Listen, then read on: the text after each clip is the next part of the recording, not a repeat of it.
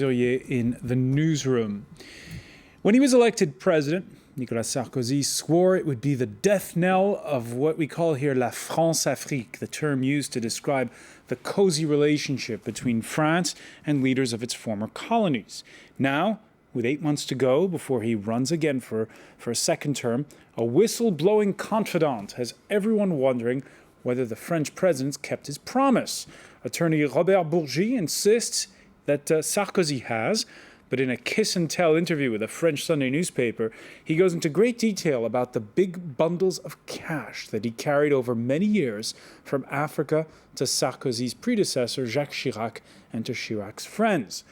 We'll talk about the timing and the motives of Bourgi's allegations 50 years after independence of many of those nations. We'll ask if that cozy relationship's any different than it was back then, but also, this is a story that probably says more about Parisian politics than about Africa. The newspaper Le Monde goes so far as to ask if France isn't in fact a banana republic. This in a front-page editorial.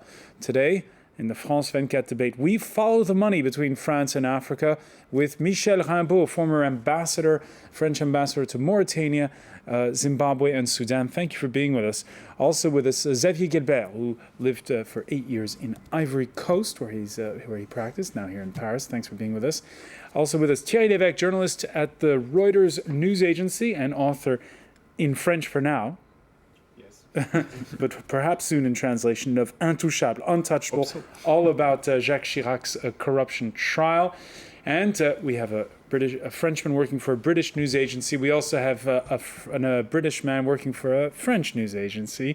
Dave Clark, Deputy Bureau Chief of the French news agency AFP, who's had several stints in West Africa. From New York City, Dan Babou, correspondent for Senegalese daily newspaper Sud Quotidien. Thank you for being with us.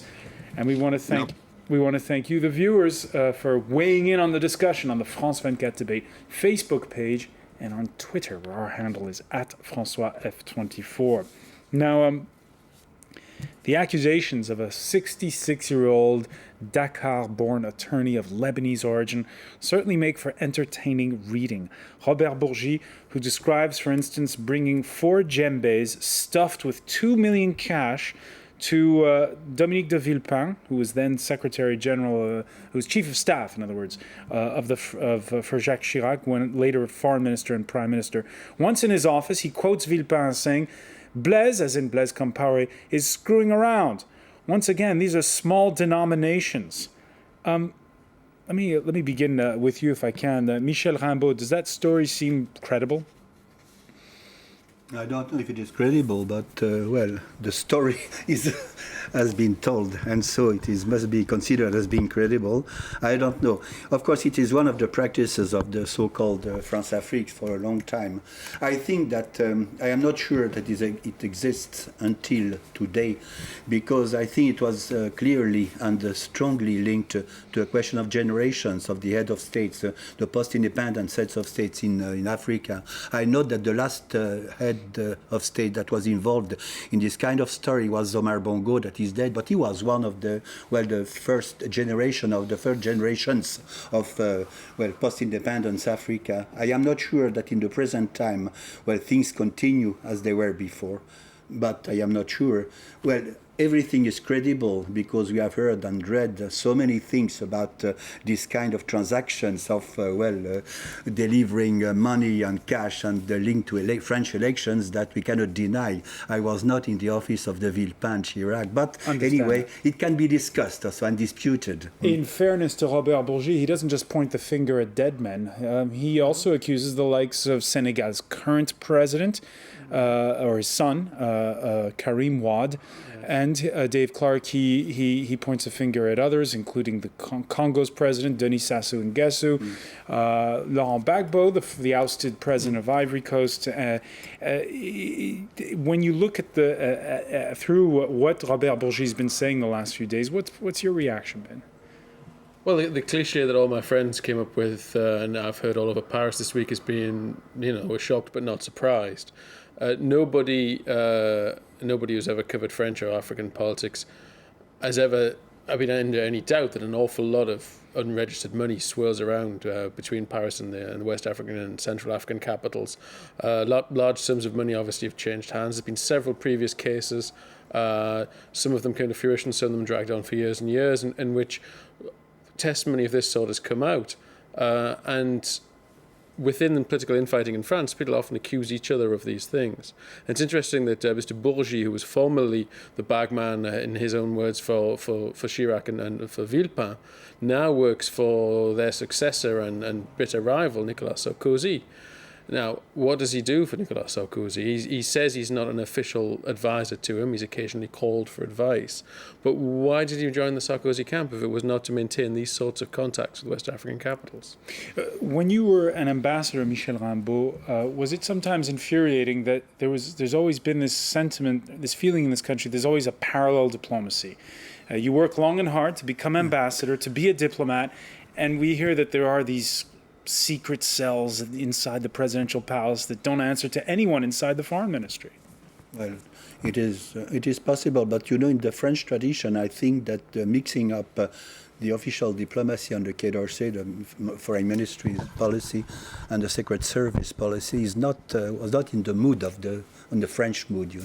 It was maybe in some other country, Western countries, it was true, and it was accepted. In the French system, I suppose that from the foreign ministry's views, from the French diplomats' views, it was not really accepted. There was the official diplomacy that was reflecting the views of the government and the Secret Service. We know that Secret Service. But there was, for acting. instance, a couple of years back, there was the case where the Rwandans, it was where it was the Ivorians who the foreign minister was due to go there.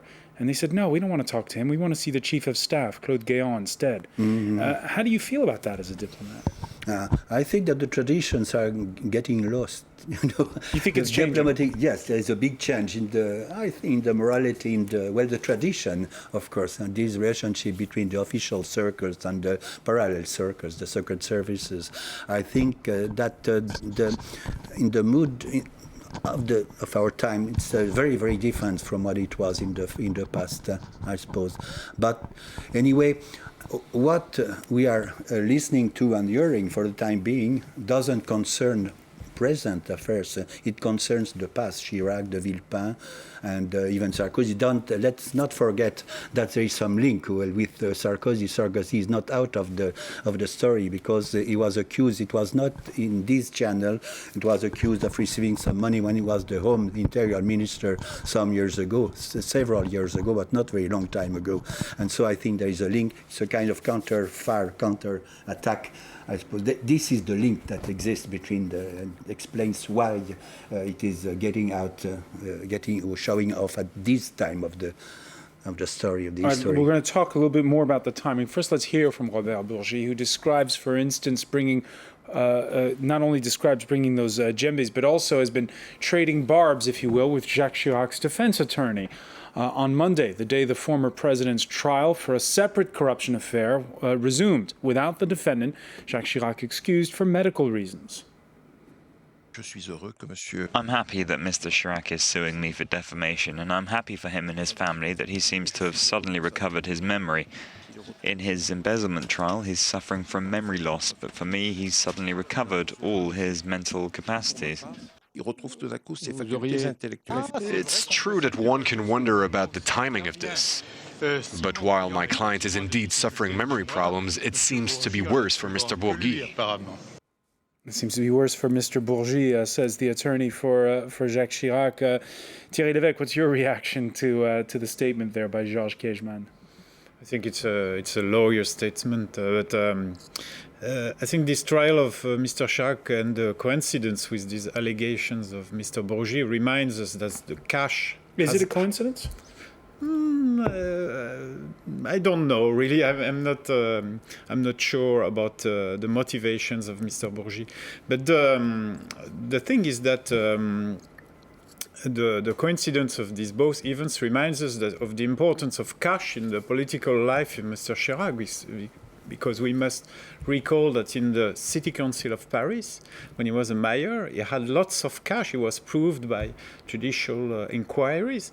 He spent 2 million euros in Fred Bush for expenses in his kitchen, in his private kitchen in the Hotel de Ville, and this case was dropped by prosecutor Philippe Courroy, who is now in Nanterre, had been well known in other scandals involving Bettencourt. And so I think the cash, the fluent money. So what you're saying, hold on, let me get this straight. What you're saying is this isn't about campaign financing or whatever. This is because these guys like having lots of cash. I think at least money has a big importance in the French political life, and you can, when you are in the Paris courts and when you follow these corruption trials from the France-Afrique or from the very French political life, you can really see that money is circulating in cash for financing political parties, but for also financing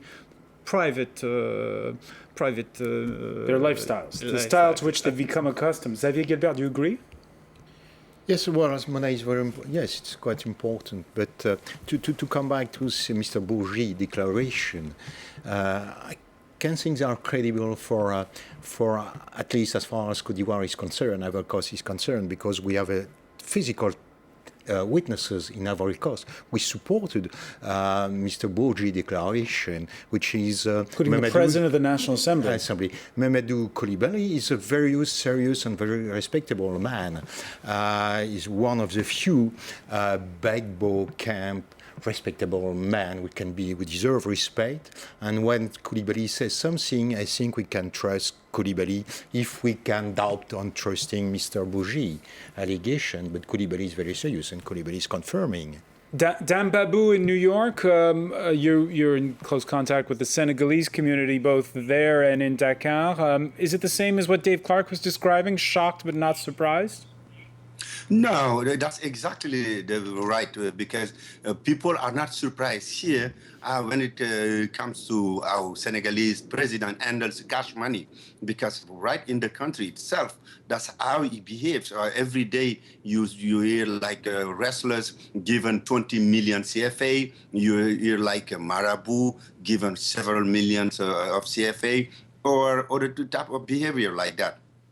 That is absolutely in the character of the Senegalese government. And I think also is in the character of the relationship between France and some of these countries. Even when the Quai d'Orsay and others are telling us that we have to manage our countries very well, at the same time, because they cannot get the money from their own treasures, they get it from ours. And with President like President Abdoulaye Wade, who really believes in getting his way with money. We all remember these mallet given to Alexis Segura. Briefcases given to Alexis Segura, the departing representative of the IMF, International Monetary Fund. Then it will not be a surprise to the Senegalese, but they are really shocked, because up until now, we're talking about like tens of millions, even a few hundreds, but up to 1 billion CFA, 2 billion CFA given to the France. The symbolics of giving hundreds of millions to a developed country from Senegal, that is really a shock, both in Senegal itself and here. But let me say this: I have a problem with the timing of Robert Bourgi on both ways. One is, few weeks ago, he attacked violently the son of the president, Mr. Bourgi claimed that he called him asking for the French army to intervene in Senegal, when we have these riots. That was a problem. And also, when he says that the son of the president, I'm not known to be a big defender of the President Wade and his team, but when he says that's 2002, everybody remembers that the bitter rival of Karim Wade is Idrissa Seck.